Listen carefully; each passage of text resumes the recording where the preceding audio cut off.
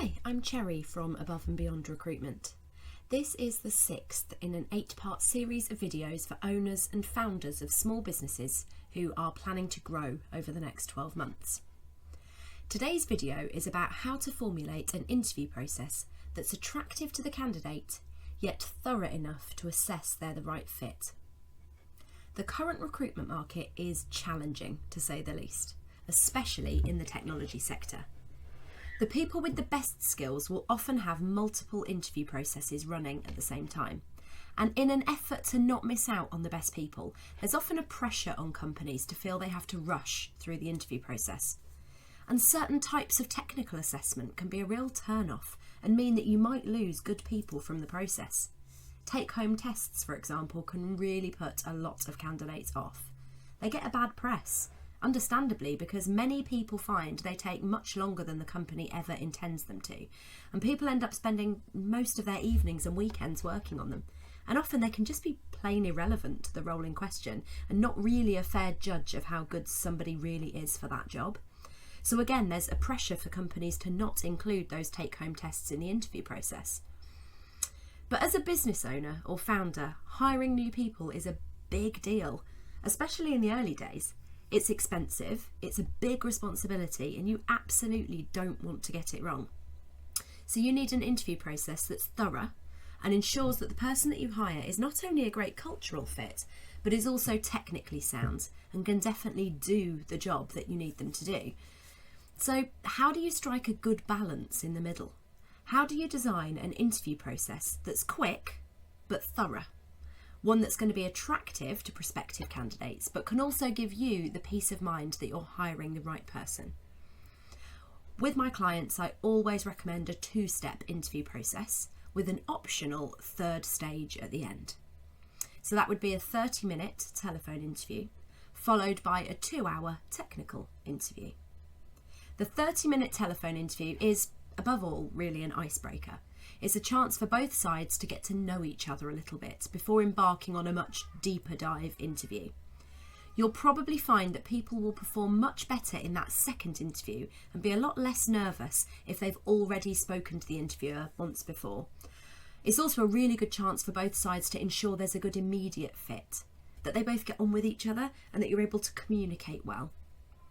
I would suggest having 1 or 2 real litmus test questions that you ask in this first telephone interview, which are going to give you a good indication of that person's real level of skill. That can then help you set the level of the next interview to really make sure you're getting the best from that person and that you don't risk over or under challenging them at the second stage. If you like them after that telephone interview, I would then suggest moving to the second stage, a 2-hour technical interview. This would be made up of a 1-hour technical assessment, which could be a pair programming exercise or observed programming exercise. Maybe it might be a whiteboarding style exercise or a deep technical conversation around a particular problem that needs solving. Followed by an hour of competency-based questioning, which is to assess the cultural and values fit with the company. And then finally, a chance for them to ask you questions, which is absolutely crucial for both sides to make sure it's a good fit. If this stage goes well, then at this point you could move to an offer, but with an optional 3rd stage there, just in case there are any doubts on either side.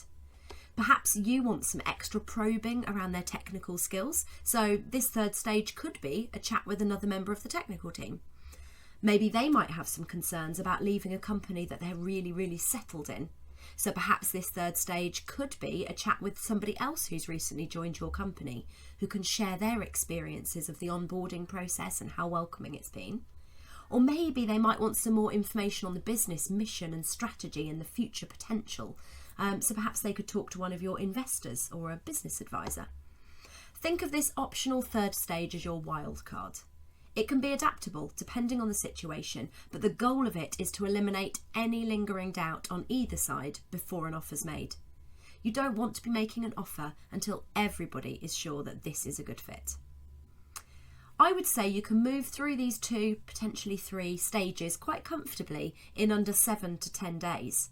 So even if you start speaking to somebody who's already interviewing elsewhere, then the chances are you won't lose out on them. and you're still going to be able to stick to a process which you feel is thorough.